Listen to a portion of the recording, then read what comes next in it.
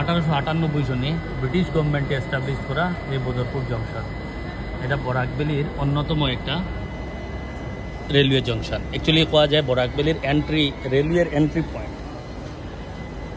যে সময় গুয়াহাটি থেকে আগরতলা থেকে বরাকবেলিতে এন্ট্রি করে এই বদরপুর ক্রস করিয়েই সব ট্রেন মানে বদরপুর থেকেই পাস করে।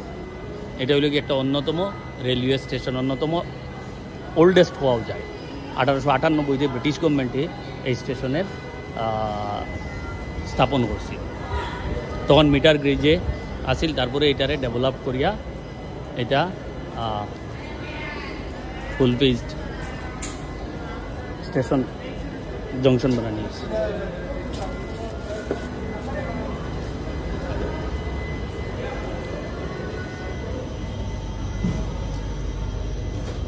ভাই একটু দেখি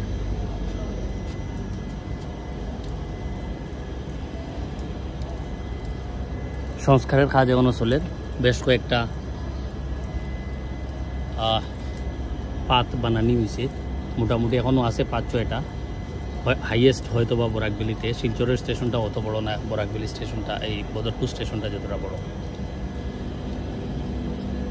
তো এইখানে এই যে বাইকগুলা, এগুলাও পার্সেলে ভারতের অন্যান্য জায়গায়, মহারাষ্ট্রের বাইক, কেরালার বাইক, নাম্বার প্লেটে দেখা যায় মিজোরাম, ত্রিপুরার বাইক। এটা অন্যতম একটা রেলওয়ে স্টেশন।